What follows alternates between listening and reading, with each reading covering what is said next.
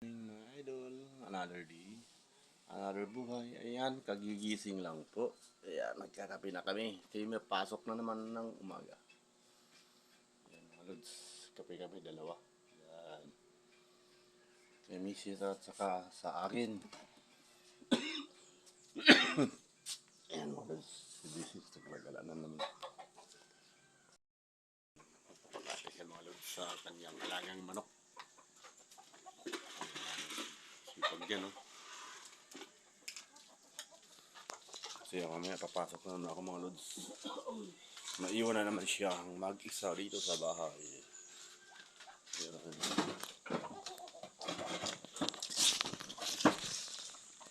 Buhay ang probinsya mga lods. May itik mga lods. Oh. May itik yan. Malapit na yung ano namin saging mga lods. Ayan pong saging. Ayan. Si Mrs. nagagala na mga lods. Ayan. Check na yung kanyang farm. Check na nila. Ano na pala dito? Ano na pala dito, Tam? Dami ng dahon. Tumaba yung mga saging.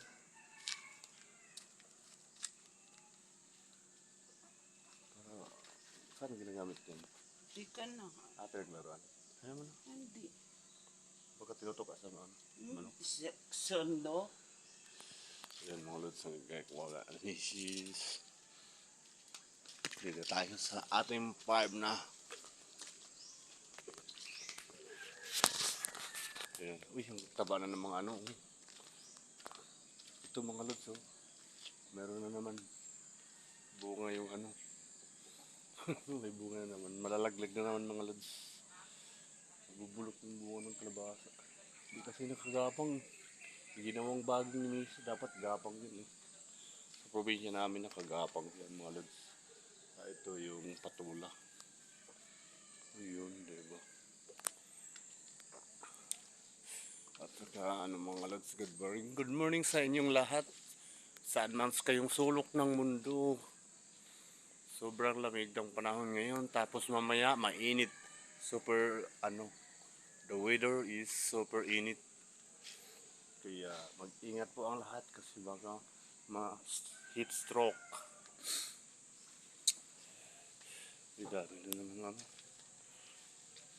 Dito po yung mga ano mga lods. Ang ano kasi dito mga lods, daming mga saging. Ayan po oh. Sasag yan. Kaya pagdating talaga ng sagingan, sawa talaga kami sa mga saging. Marami nang pahinugin. Yung saging na yun, parang yun tinatawag na Gloria. Alright. So, dito tagmangga na sana. Kaso dito sa amin mga lods, walang bunga kasi ano eh, parang pinutol. Walang bunga yan tam no? Bakit kaya ano? Tinabasan kasi no?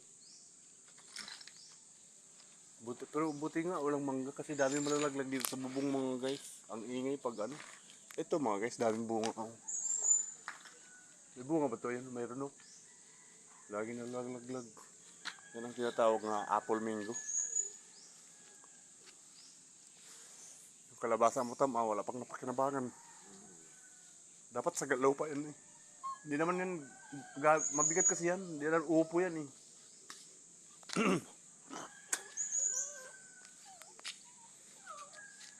Dito yung mga alaga ko mga guys oh.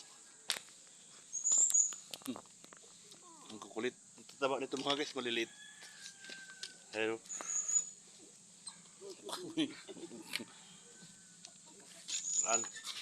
Dinadala ko to sa dagat mga guys kasi may mga kuto. Hindi kami nakabili ng ano, pang kuto. Tanungin natin mamaya kung pampatay sa aso no. Okay mga guys, hanggang dito lang kasi ako'y papasok na at magkakape muna ako. Paalam. Bye bye.